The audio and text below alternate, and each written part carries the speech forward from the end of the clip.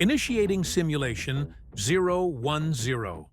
Timeline divergence, July 3, 1969. In our timeline, the massive Soviet N-1 rocket exploded on the launch pad. In this simulation, the engines hold. 2 weeks before Apollo 11, Alexei Leonov steps onto the lunar surface. The first words spoken on the moon are Russian. America is humiliated.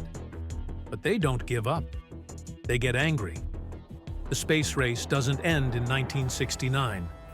It shifts into overdrive. By 1975, the moon isn't a scientific park. It's a military stronghold.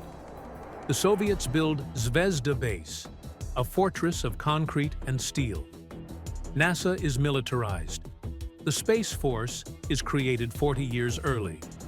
The Cold War becomes the vacuum war. Technological progress explodes. To beat the Reds, the U.S. lands on Mars in 1985. The Red Planet is partitioned like Berlin, but weapons in space don't stay cold forever. Orbital bombardment platforms replace ICBMs. When the war finally goes hot, the astronauts on the moon are the only survivors. Simulation result: Earth destroyed. Humanity survives as a lunar colony. The race is over. End log.